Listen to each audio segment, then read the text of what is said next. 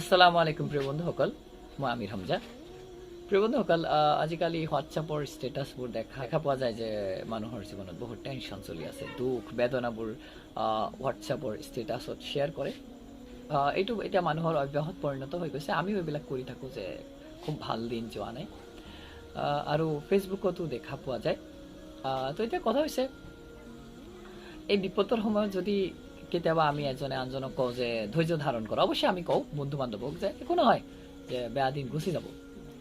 যেতিয়া আকৌ ৰিপ্লাই আহে যে কোৱাটোতো বহুত সহজ, ডাইৰেক্টলি হওক আৰু ইনডাইৰেক্টলি, যে বিপদৰ সময়ত ধৈৰ্য ধৰাটো বহুত কঠিন কাম, কিন্তু কোৱাটো পৰামৰ্শ দিয়া বহুত সহজ।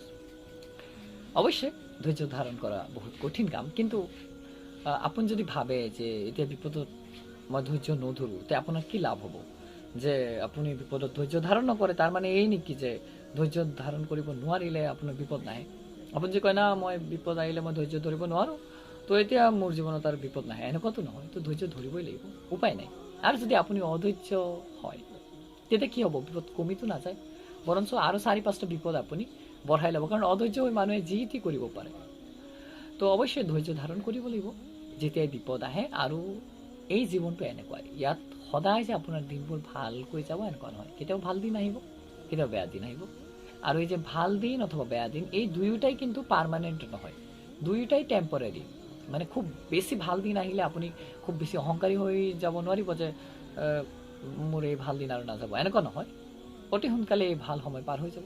আকৌ খুব বেছি বিপদ, তাৰ মানে এইটো নহয় যে গোটেই জীৱনে বিপদ থাকিবই, অতি সোনকালে এই বিপদো গুচি যাব। তো জীৱনটো এনেকুৱাই। এতিয়া কথা হৈছে, বিপদ আহিলে আপুনি ধৈৰ্য ধাৰণ কৰিব লাগিব, কাৰণ যিসকলে ধৈৰ্য ধৰে আৰু বিপদ আহিলে অস্থিৰ হৈ নাযায়, আল্লাহ তেওঁলোকৰ লগত আছে। আল্লাহ ৰাব্বুল আলামিনে কোৰানত কৈছে, ইন্নাল্লাহা মাআছ সাবিৰিন, যিসকলে ধৈৰ্য ধাৰণ কৰে আল্লাহ তেওঁলোকৰ লগত আছে। তো প্ৰিয় বন্ধুসকল, এইদৰে আপুনি অধৈৰ্য হৈ একো লাভ নাই। যেতিয়া বিপদ আহে ধৈৰ্য ধাৰণ কৰিব আৰু আল্লাহৰ ওপৰত ভৰসা কৰিব, অতি সোনকালে এই দিনবোৰ আঁতৰি যাব আপোনাৰ জীৱনৰ পৰা।